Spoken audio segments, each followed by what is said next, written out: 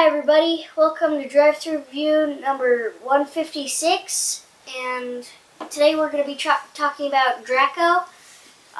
It's a two-player game, and it's pretty much, the concept of it is to, like, you get these cards and you fight against dwarves. You can be a dragon or three other dwarfs, and one has rage and another one has net, and I think the dragon does pretty well because it's got more shield than them, and it's pretty much dragons versus dwarves. So, here you go. Okay, as you can see, you get this little board here, and you've got hexes in the middle here, and players are going to be moving either their dwarves around to hexes or their dragon around. Now the dragon can either move by foot or it can fly and basically jump to anywhere it wants to go. The dwarves can move around, the dwarves can attack, there's different attacks. Each player is going to get a board here, and this one you can see you've got the three dwarves like so. If they take damage, you're going to put these little hit point markers on them. When they fill up, you're going to remove them because they've died. You're going to take them off the board. You can see there's some special abilities. This guy can toss a net. This guy can enrage, which gives more actions on a turn. This guy's got a bow and arrow, so you can look over here. You can see he's got the crossbow there. Then the dragon over here, he's got some different abilities. He can breathe fire. He can move by foot. He can fly. He's also got armor, so he's got to take damage on the armor first, and then the dwarf player will apply damage to these different things. So once the fire's totally damaged, he can't breathe fire anymore. And then once he's filled up, then the dragon guy is dead. So each player is going to get a deck of cards. The dragon gets this deck of cards. We've got some examples of the dragon cards here. And then the dwarf player here is going to have a dwarf deck and then some different dwarf cards. So here's an example of a couple of different dragon cards. Now on your turn, basically you get two actions. You can, for one action, draw two cards from your deck, or you can play a card. So if you wanted to, you could use both actions to draw 4 cards. So you can see there's different symbols there on the upper left. So this one has basically a bite of 2 or a movement of 1. And when you play the card, you can choose either one. So I could play this here and then move 1 over here, move closer to the dwarf. And then over here, we can see, okay, there's just a move of 1. Here's a move of 1 and a shield. So you have a choice of how you can play it. So the different cards are going to do different things. The bite, you've got to be adjacent to a dwarf there, so you've got to be right next to it. And then you're going to try to bite it for 2 points of damage. Now the fire here, you can breathe fire, and you basically breathe that in a straight line of hexes. So I could breathe fire out this way, maybe this way. So in response to any attack, the dwarf could play a card as a reaction with a shield.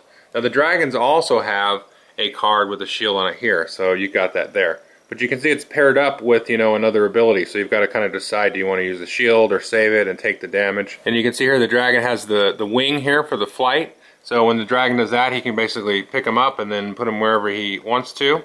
But again, if he takes damage over here on the wing and uses the wing up, then he's not going to be able to fly anymore.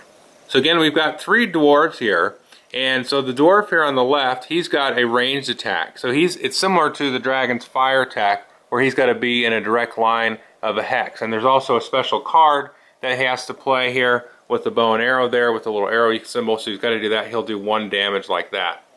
Now the dwarves also have a double attack here, so you can see this has 2 axes, so 2 adjacent dwarves can hit the dragon for 1 point each, and then if the dragon wants to block that, he'll have to block it twice, basically 1 shield to block one dwarf and 1 shield to block the other. The other ability here, as you can see, it's got 2 feet on the movement there. So that is 2 separate dwarves can move for 1 movement point each.